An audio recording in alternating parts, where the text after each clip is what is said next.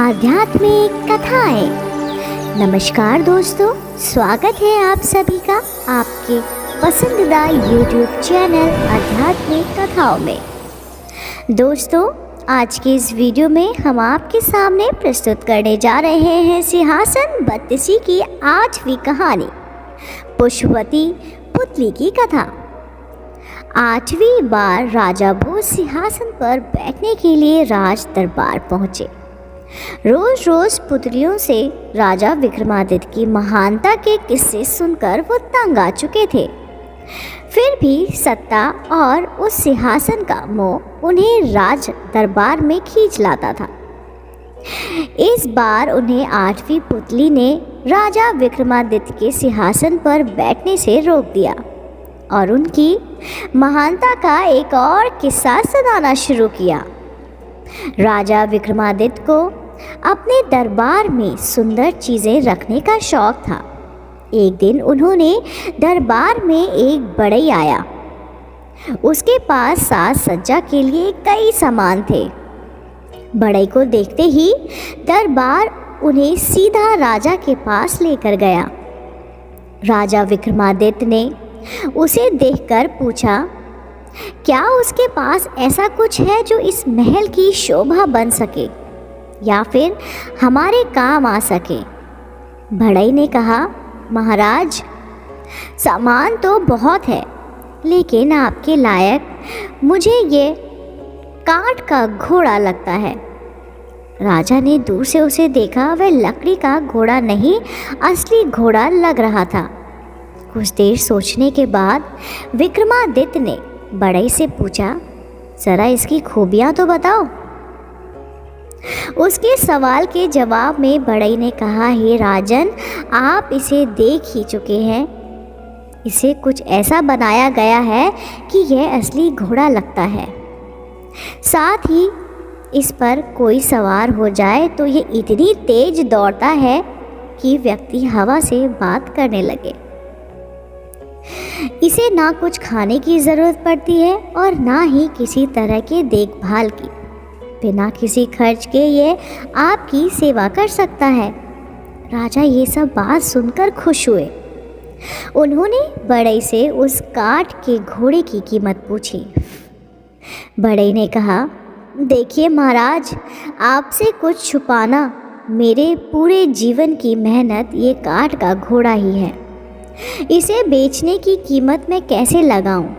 आप जान ही गए होंगे कि मैंने अपनी पूरी ज़िंदगी में इसे बनाने में लगा दी। आप खुद ही इसका मोल लगाकर पैसे दे दीजिए। विक्रमादित्य ने तुरंत मंत्री से बढ़ई को 1,00,000 स्वर्ण मुद्राएं देने को कहा। इतनी बड़ी रकम सुनकर बढ़ई का मन बहुत प्रसन्न हुआ। इधर बढ़ई 1,00,000 स्वर्ण मुद्राएं लेकर अपने घर को चला गया। उधर राजा ने काठ का घोड़ा सुरक्षित तरीके से तबेले में रखने का बोला। कई दिन बीतने के बाद विक्रमादित्य के मन में हुआ कि क्यों ना काठ के घोड़े की सवारी की जाए। पता भी चल जाएगा कि घोड़ा कैसे दौड़ता है। उन्होंने अपने मंत्री से जंगल विचरण यानी कि घूमने के लिए काठ का घोड़ा तैयार करने को कहा। उसे अच्छे से सजाकर अन्य मंत्री भी राजा के साथ जाने को तैयार हो गए। सभी असली घोड़े पर बैठे और राजा काठ के घोड़े पर बैठ गया।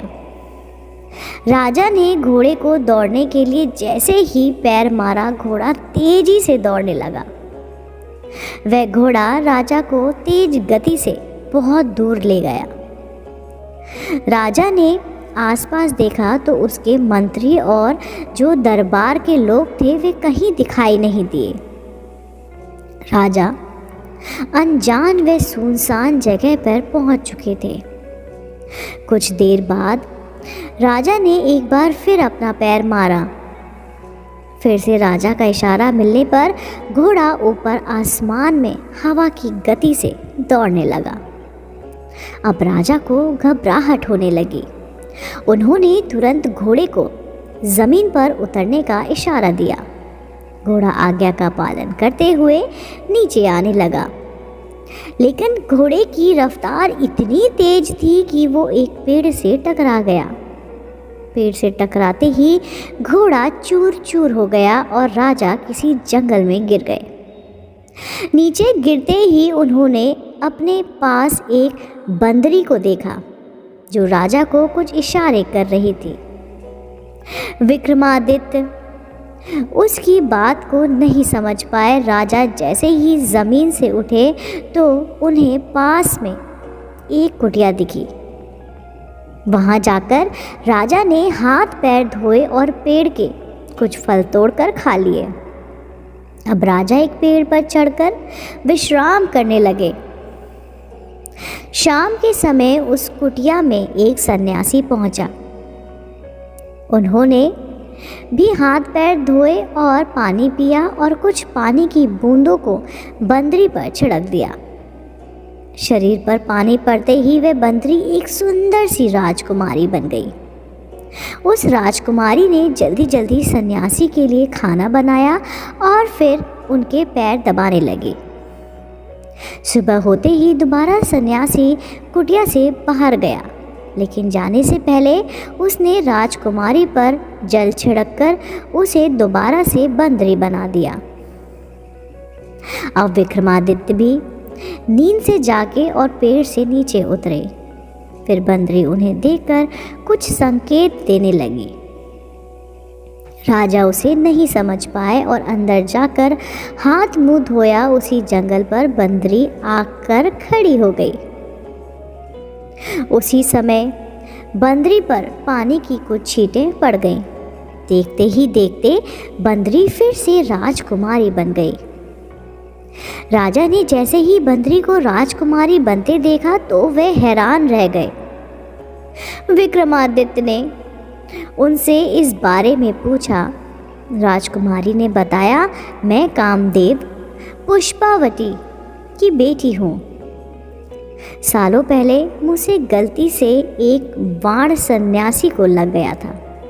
तब उन्होंने गुस्से में मुझे श्राप दे दिया कि मुझे उम्र भर बंदरिया बनकर सन्यासी की सेवा करनी होगी। मैंने सन्यासी को बहुत समझाया कि तीर उन्होंने गलती से मारा है, लेकिन गुस्से में उन्होंने मेरी एक ना सुनी। कुछ देर बाद सन्यासी ने बताया कि राजा विक्रमादित्य आकर मुझे इस श्राप से मुक्ति दिलाएंगे और पत्नी बनाकर अपने साथ हमेशा हमेशा के लिए यहाँ से ले जाएंगे। लेकिन ऐसा तभी हो पाएगा जब सन्यासी से मुझे कुछ भेंट मिल सके। राजा विक्रमादित्य सब कुछ समझ गए। उस राजकुमारी की परेशानी को देखकर उन्होंने उससे शाम को सन्यासी से उपहार मांगने को कहा और संग ले जाने का वादा दिया।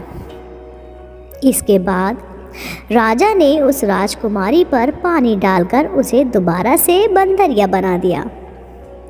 शाम को फिर सन्यासी घर आया और उसने बंदरिया पर पानी छिड़ककर उसे राजकुमारी बना दिया।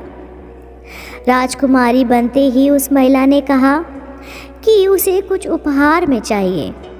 उन्होंने तुरंत एक कमल का फूल उसे दे दिया। सन्यासी ने राजकुमारी को बताया कि यह फूल कभी भी मुरझाएगा नहीं और रोज एक विशेष रत्न देगा। फिर सन्यासी ने कहा, हे सुंदरी, मुझे पता है विक्रमादित्य यहाँ आ चुके हैं। तुम उन्हें बुला लो और खुशी खुशी उनके राजमहल में चली जाओ। इतना सुनते ही राजा स्वयं वहां आ गए और राजकुमारी को अपने संग लेकर जाने के लिए अपने बेतालों को वहां बुला लिया। अपने राज्य पहुंचते ही राजा को देखकर एक बच्चा रोने लगा। विक्रमादित्य ने जब उसे रोने की वजह पूछी तो उन्होंने राजा से कहा कि मुझे ये कमल चाहिए। उन्होंने खुशी खुशी उस बच्चे को कमल दे दिया और अपनी पत्नी के साथ राजमहल पहुंच गए। कुछ दिनों बाद दरबार में एक व्यक्ति को रत्न चुराने वाला चोर कहकर पेश किया गया। राजा ने जब व्यक्ति से पूछा तो उसने बताया, महाराज, मेरा बेटा एक दिन घर में कमल का फूल लेकर आया।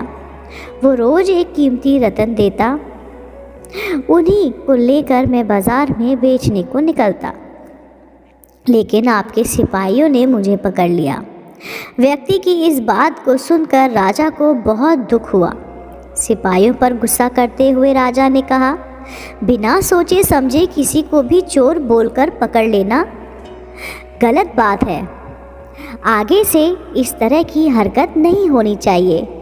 इसके बाद राजा ने उस व्यक्ति को छोड़ने का आदेश दिया। उसकी परेशानी को देखकर राजा ने पूछा, बताओ ये रत्न तुम कितने में बेचना चाहते हो? वह गरीब डर के मारे कुछ नहीं बोल पाया। राजा ने तुरंत दीवान को रत्न के बदले 1,00,000 मुद्रिकाएं देने को कहा। इतना सुनते ही 8वीं पुतली पुष्पवती ने कहा, राजा को इतना महान और दानी होना चाहिए। क्या ये सब गुण तुम में है? बताओ। अगर ये गुण है तभी इस सिंहासन पर आप बैठे, वरना नहीं। इतना कहकर वह पुतली विक्रमादित्य के सिंहासन से उड़ गई। तो दोस्तों, आपको इस कहानी से क्या शिक्षा मिलती है? बिना सोचे समझे किसी पर आरोप नहीं लगाना चाहिए।